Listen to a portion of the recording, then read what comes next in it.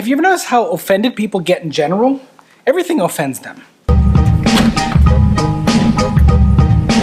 So here's the deal. Christianity offends a lot of people. Some of it offends me. Right now, conservatives offend a lot of people. We have a big orange conservative offending a lot of people right now.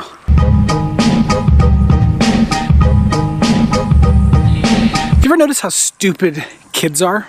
Now hold on a second, before you crucify me. Can you imagine if you took your kid, I have a 7 and 8 year old, and if we stuck them in an adult body and put them in an adult situation to live adult lives, they'd seem pretty stupid. Ever see the movie Big?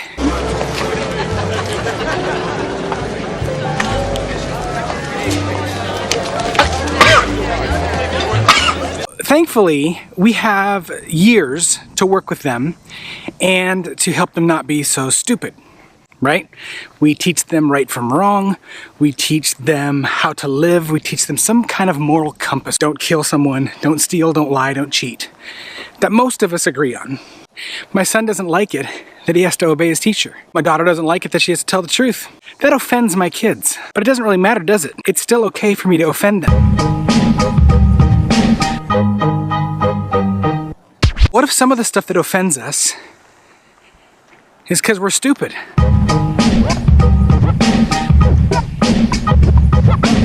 One of the things that my son struggles with is being absolute. Everything in his world is black and white. There is no room for error. There is no chance that he's wrong. I'm always right. It's like when I'm right, I'm right. And when I'm wrong, I could have been right. So I'm still right because I could have been wrong.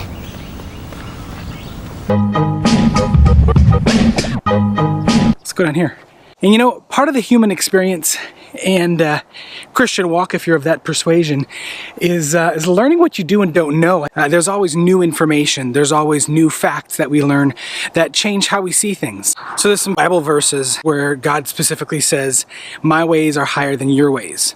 That's kind of like when I tell my kids, listen, you'll understand when you're older. Same kind of thing, right? And then one of my all-time favorite ones is in Proverbs where it talks about they personify wisdom. It's kind of a literary thing. Wisdom stands at the gate and cries out for you, hey dummy. Hey dummy.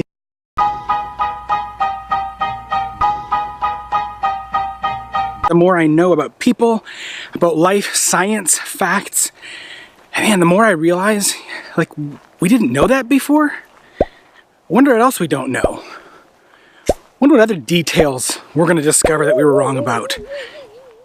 So I guess what I'm saying is before we get all offended because we don't like the way something sounds, maybe we should pause for a second and just think, what else didn't I know last year this time?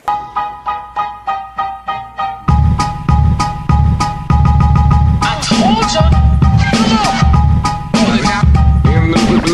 Get on it. See, there's lots of things that offend me in the Bible. There's lots of things that offend me outside of the Bible, but not to consider them, not to dig into them or research them, or at least withhold my opinion until I have. Now that's just foolish. Either the Bible's true or it's not. If it's not, move on, dismiss it.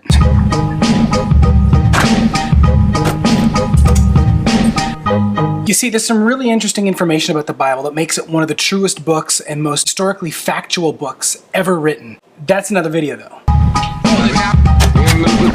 Get on it. Done. There's a reason it's so offensive. There's a reason Jesus was so offensive to the point that he got crucified. And we should know what that reason is. It's star time. There's a reason that for generations this book has never gone away. It's been a best-selling book. It's also been a disputed book, and people have died for this book. There's something to it. You have to admit that. So the real question is it actually offensive to you because you and I are still a little bit stupid?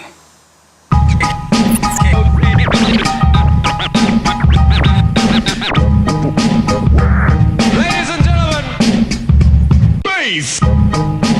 Redeemer full of call.